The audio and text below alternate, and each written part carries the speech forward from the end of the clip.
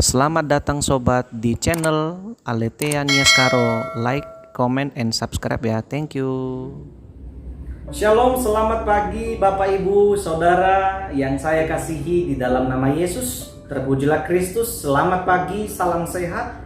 Kiranya kita boleh bangun di pagi hari ini dalam keadaan sehat, sukacita tentunya. Saudara-saudara juga boleh menikmati segala anugerah Tuhan di pagi hari ini dengan luar biasa. Saudara-saudara, seperti biasa di channel saya Aletheia Niaskaro selalu saya bagi renungan, dan hari ini akan kita teruskan renungan kita saudara-saudara di dalam Matius pasal 5 ayat 44. Firman Tuhan berbunyi, "Tetapi aku berkata kepadamu, kasihilah musuhmu dan berdoalah bagi mereka yang menganiaya kamu." Amin saudara-saudara, atas firman Tuhan ini. Bapak Ibu Saudara, di antara kita siapakah yang punya musuh? Siapakah yang punya sahabat? Kalau saya bertanya secara pribadi, pasti kita punya musuh. Pasti kita punya musuh. Karena itulah alasan mereka jadi musuh kita. Bisa jadi mereka menyakiti kita, mereka membuat kita kesal. Akhirnya kita ambil keputusan, kita jadikan mereka musuh. Artinya kita nggak usah cakapin mereka, kita nggak usah tatap muka dengan mereka. Artinya kita putuskan komunikasi hubungan dengan mereka. Musuh-musuh itu kan bukanlah orang luar atau orang jauh. Itu bisa saja dari keluarga kita sendiri, saudara-saudara kita, mungkin itu juga kerabat kita, ya. Dan biasanya lebih banyak itu adalah keluarga dekat. Ya, keluarga dekat kita seringkali mereka kita anggap sebagai musuh. Mereka juga menganggap kita sebagai musuh mereka. Sama halnya karena bisa jadi pengalaman terpahit membuat mereka akhirnya kecewa dengan kita. Di pagi hari ini Yesus ingin memberikan sebuah nasihat baik. Bagaimana sikap kita menghadapi setiap orang-orang yang menjadi musuh kita. Sebagai pribadi yang telah dianugerahkan keselamatan atau sebagai orang Kristen, ada hal yang perlu kita tunjukkan Bapak Ibu. Di dalam ayat 44 ini Yesus ingin memberikan sebuah pendidikan kepada kita. Sebuah perbuatan yang wajib kita lakukan harus hari ini dan seterusnya. Yesus berkata, kasihilah musuhmu, berdoalah bagi mereka yang menganiaya kamu. Kalau dalam terjemahan KJF atau King James Version, saya menemukan di sana dia katakan begini, kasihi musuhmu, lalu berkatilah.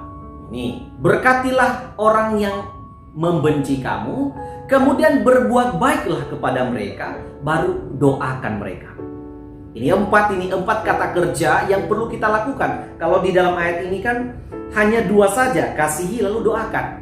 Tapi kalau dalam terjemahan bahasa Inggris KJF ya, kita melihat ada 4 kata kerja yang wajib. Kita kasihi, lalu kita berkati. Setelah kita berkati, kita berbuat baik kepada mereka, lalu kita berdoa. Kita sepertinya menganggap ini sesuatu yang sulit. Ini tidak mudah saudara-saudara, ini tidak mudah. Oke ya, betul ini tidak mudah. Tetapi apakah memang yang tidak mudah ini kita tidak bisa lakukan? Apa yang tidak bisa, yang sulit di dunia ini? Biasanya masalah ya Bapak Ibu ya. Kalau kita sedang krisis ekonomi, itu masalah terberat. Sulit ya Bapak Ibu ya. Tetapi apakah kesulitan itu membuat kita ciut atau membuat kita menyerah, putus asa? Tidak. Kita tetap melanjutkan, kita tetap lakukan Bapak Ibu. Kita terus terobos. Kita terus menantang itu masalah itu.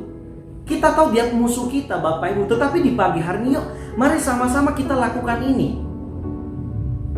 Sulit memang di pandangan pikiran kita manusia, kalau logika kita tidak masuk akal. Dia musuh saya kok. Dia yang membuat saya kecewa, dia membuat saya begini. Lalu kok Tuhan katakan, yuk kasihilah dia, berkati dia di dalam doa. Gak usah mengutuk. Seringkali ketika jengkelnya kita kutuk mereka. Lalu Yesus berkata, jangan, berkati. Buat baik saja sama mereka. Lalu doakan mereka.